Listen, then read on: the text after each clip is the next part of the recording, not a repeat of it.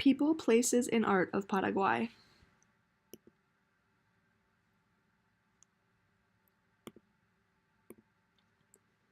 Paraguay is a country located in South America between Brazil and Argentina.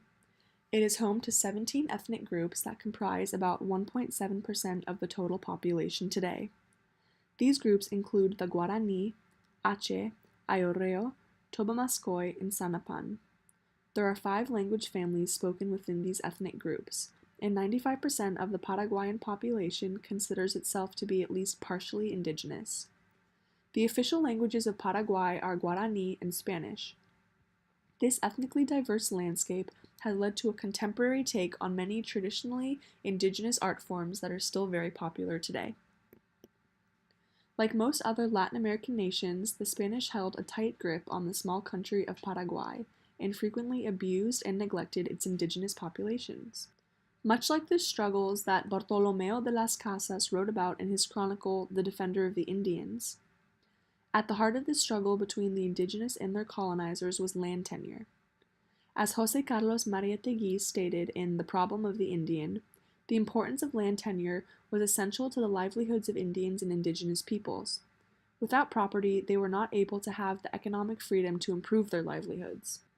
Because Paraguay is so geographically isolated and between 2 major powers, Brazil and Argentina, it was very difficult for this small nation to gain and maintain its independence. But Paraguay declared its independence on May 14, 1811, from the Spanish when the great liberator José Gaspar Rodríguez de Francia led an uprising. Paraguayan indigenous art is special because it incorporates aspects of contemporary Western and pre-Columbian art forms in order to create a mixture that spans over many centuries. The art forms included in present-day indigenous art are weaving, ceramics, leather goods, embroidery, metalwork, wood carving, and most popularly, basket making. One of the art forms that shows great integration between Spanish and indigenous Guarani craft is traditional lace making, called ñanduti. The wheel-shaped design of the lace originated in Portugal and Spain and was eventually combined with traditional Paraguayan style nanduti, which means spiderweb, named after its delicate shape.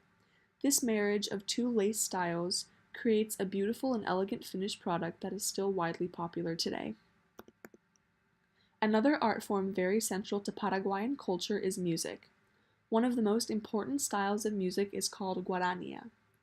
Created by José Asunción Flores during a time of social and political unrest due to the instability caused by the Chaco War fought between Bolivia and Paraguay, guarania was a way to unite the broken spirits of his paisanos. His music quickly spread around Paraguay and other nations, and embodied the nationalistic spirit that the nation found to be so vital at this time. In 1944, his song India was deemed so influential that it was declared a national song by the government. Asunción Flores said that Guarania is from my people, written for and by my people.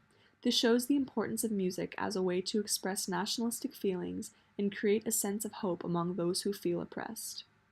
If you listen to the lyrics of India, you can hear Asunción Flores talk about the beautiful Paraná River that runs through parts of Paraguay, the Guayaqui tribe, and other aspects that are so important to the cultural identity of Paraguay. This can be related to the topics of nationalism and independence spoken about in José Martí's Our America. In order for a nation to be proud and successful, it must not rely on the templates of other nations, but instead what is right and true to that nation. This is exactly what Flores was meaning to do when he created the music genre of Guarania.